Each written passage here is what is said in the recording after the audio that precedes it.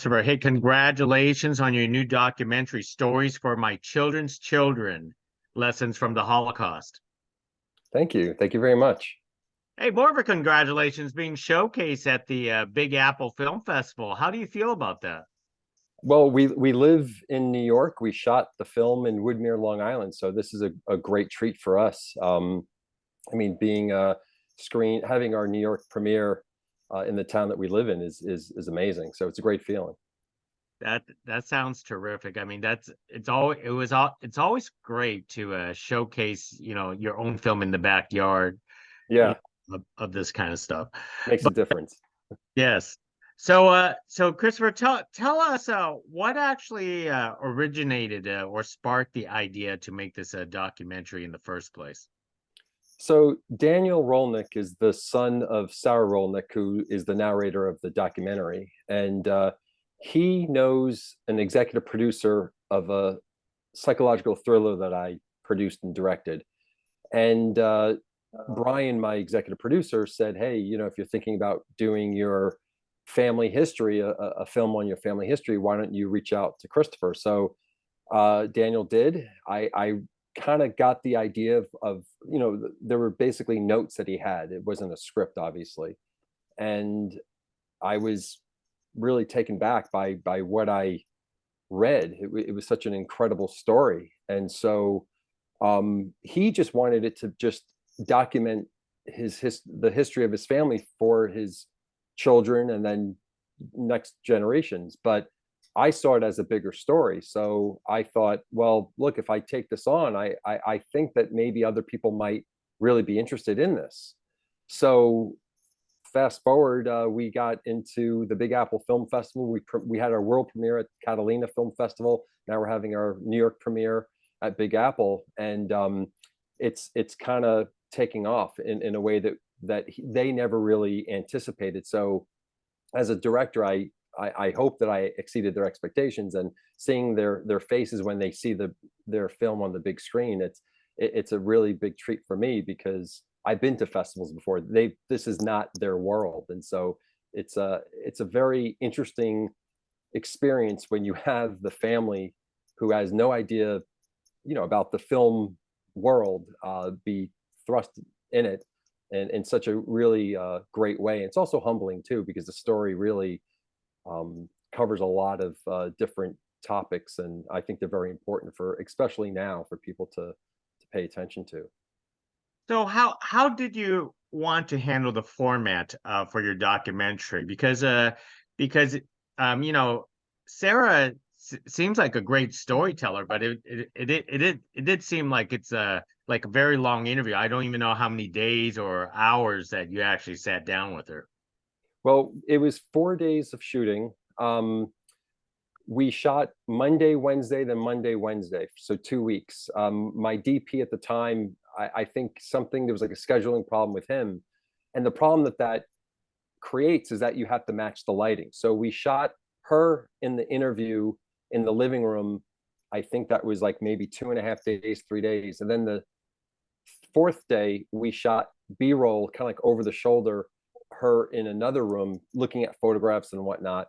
And then that day we also shot some of the B-roll, like some of the photos and whatnot. We didn't really have a lot to work with.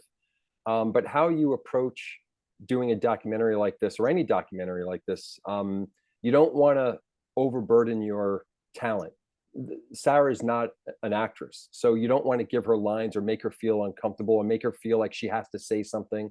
So what we did is you just give them bullet points, and then they can connect the dots, and then we're there to just make sure that she touches upon this point. So let's just say she talks and I call cut for whatever reason.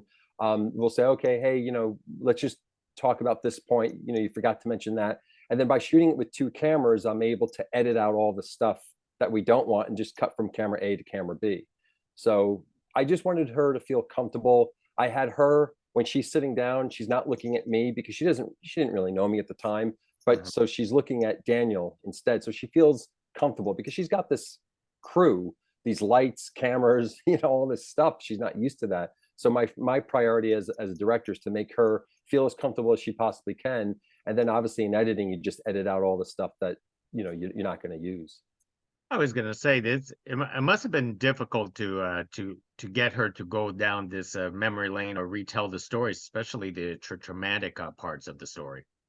It was very emotional, and yeah, it's not easy. I mean, there's a lot of things that she talks about that are that now when I was doing the editing, and now even when I see the film, it affects me because I think, my God, I thought I had maybe problems, or something bothering me, and it puts things in perspective, and it also encourages, hopefully others, it encourages me to be more kind to others, because in the documentary, Sarah's mother was hiding in a barn with her family for 2.5 years, and thank God there was a family that was able to risk their lives to hide them on their property.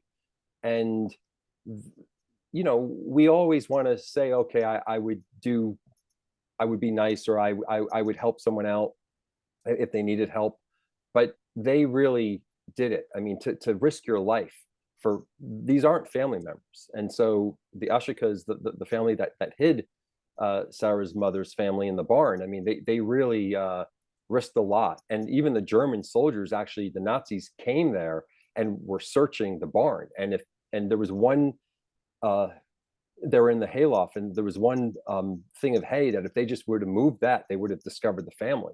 And thank God they didn't. But of course, the Ashokas must have been scared, because they see the German soldiers going into the barn. They're thinking, okay, well, this is it. And thank God they didn't find him. So it's inspiring also. I think especially nowadays, what's going on, it's like we need a little inspiration. I can't imagine you sitting in the director's chair as Daniel interviews his mother, and you're just probably like jaw dropping Oh God. left and right as she recounts these stories.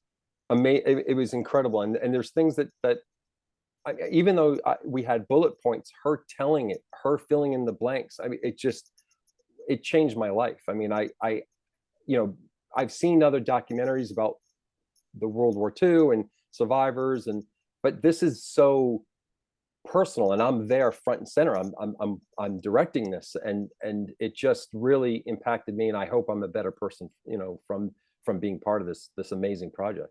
I know my shock is when she actually linked it to a Schindler, and I was like going Yeah. there is a direct link in this Yes. documentary. Wow. And it's crazy that she didn't even know that till after her father died. So her dad didn't even talk about major things in his life. And I can understand that, but yeah, that it was just incredible that she didn't even realize that. I mean, he was a Schindler Jew, and survived because of Schindler. And so yeah, I mean, this story is just incredible. And even like how we laid it out, how it was going to be edited, because obviously when we're looking at notes, it's just, okay, this is about her father, this is about her mother, and other things. But in the editing, I wanted to make sure that we didn't lead with that. I wanted that to be towards, I put that information strategically, because there's so many other things that she talks about that it's also important. And I knew that if I wanted to lead with it, that would have been okay also. But I also wanted to give the other stories their own placement and respect. And I'm really glad that it turned out the way that it did. But yeah, there was a lot of stuff that we cut out, a lot of things that I think are also interesting. But when you're presenting a documentary, you also have to keep in mind of an audience. And once it became beyond just their family, showing to their family, and now you're considering an audience, you have to kind of keep that in mind. So the scenes that are actually the stories that are actually cut out that the audiences won't get to see. So in that case, it's probably what an extended cut for the family, because after all, Daniel and Sarah wanted it basically for their generations. Yeah. Well, there was a section about 15 minutes long that talks about food, and how Sarah, growing up with her parents who've gone through the Holocaust, surviving the Holocaust, obviously the parents would ration food.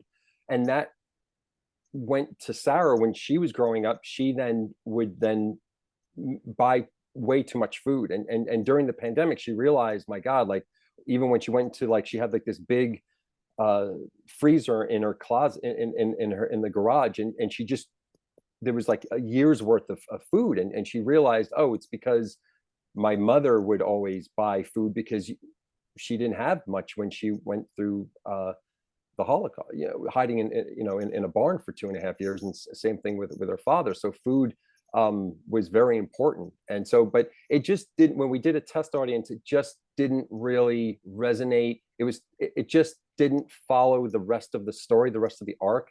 So yeah, you're right. It's sort of like an added bonus, I guess, for the family, but for the film, it just didn't work. Tell us about the keepsakes that she actually presented in your film, the photographs, the letters, the documents. I'm actually surprised, those items are still around. Those Yeah. are hard to keep around. Exactly. I mean, like, how did the father keep that, going through different concentration camps, a photo of his child? Because people don't realize that when the Nazis occupied Poland, which is where the parents lived, these Jewish, the Jews were kicked out of their homes. Well, when they came back after the war, they weren't invited back to their homes. Squatters just took over their homes. So all their belongings were gone. So for him to have been able to keep a photograph of one of his sons is amazing. And it's just incredible. We were lucky to have the amount of photos that we did, and all the keepsakes that you mentioned. But we didn't have any. We chose not to use archival footage because A, we didn't have it, and B, it wouldn't represent their stories. It may be, because this is not a film about the Holocaust or about World War II. It's about these two survivors, very personal story.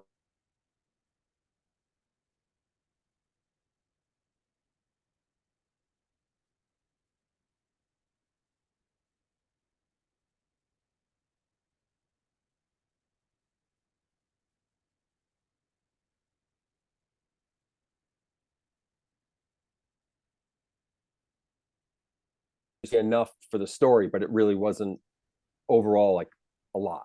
And so you just try to, make what you can. Absolutely. Um, so could you tell us about how timely this film is? I mean, there's a lot of things going on around the. Yeah. Yeah. I mean, unfortunately, there's wars happening a lot more than we want to admit. You'd think that after World War II, with the atrocities that happened, you'd think that we would learn a lesson to maybe not do those horrible things to other human beings. With all the money that these countries have, you'd think that we would try to, just have more world peace, and especially what's happening in the Middle East, all these innocent people being killed by, I mean, it's so heartbreaking. And we're just trying to promote peace and trying to tell people that evil things people did evil things, and we should learn from that. But also, there are heroes like the Ashokas who hid a Jewish family on their property. Like, maybe we should be more like them, because no one deserves to live in fear. I don't care who you are. If you're innocent and you're just trying to live your life, you deserve to be happy. And I think that we as a society, we as a world, should we are developed enough that you'd think that that should be on the forefront. Like, we should really want peace. I don't know why we're putting all this money into bombs and all this, and why we're selling arms to all these other countries just to kill other people. I mean, I don't know where the diplomacy is, and so hopefully this will spark something in some people in a positive way to move forward in a way that's more peaceful. Because you're right. I mean, there's so many things that are happening, especially now, especially in the Middle East, and it's just heartbreaking to see. Absolutely. And Christopher, what's up next with you? Are you sticking around in the documentary or going back to the narrative genre? Well, right now I have a script called Elimination Strain, which is a straight up horror film, and so I'll be shopping that around. Um, And that's kind of been like my main focus in terms of, like, for instance, for this festival, they have an opportunity for filmmakers to present their scripts or, whatever they have in development. So that's kind of been what I've been focusing on. I've also been focusing on my YouTube channel. I just posted a video on Halloween yesterday, um, a short film. So I'm just basically creating art. I always like to kind of have like either a social commentary within my art, even if it's ridiculous or dramatic or whatever. Um, I like interesting projects, so we'll see what happens. But right now, I'm obviously focused on. We're just doing our festival run. We just basically started it. Catalina was our first festival. Big Apple is our second, and we submitted to a whole bunch. So we'll see how long this ride takes us. I am talking to a distributor for this film. They seem very interested, and we'll see what happens. We'll see where this film lands. But yeah, there's always projects that I'm either developing or have my hands in, and we'll see what happens. Most excellent. And one last thing, Christopher, as audiences everywhere have a chance to watch your documentary, what is the one most important take you hope they walk away with? Oh, wow. I hope that people walk away with, we can make a difference. If the Ashokas can risk their lives hiding a family on their property during World War II with Nazi evasion, then we can do better as a society. We can be more kind to our neighbor, or maybe understand that other people might have problems that we can't see. We can't see mental illness, for instance. So maybe don't be so harsh. Even like little things, just being nice to people and being nice to ourselves. I think I hope that that's something that people can walk away from after watching our documentary, because I think it's so important to try to uplift people, because it's not, war is not working. It's not, we need to do something better than war. It's not helping anybody. Absolutely, absolutely. You said it best. Christopher, thank you very much for carrying this conversation with us, and enjoy the film festival, and let's hope it gets out there even more. It's an important story to tell. Thank you so much. Thanks for having me. I appreciate it. Hey, thank you. Next time. Bye now.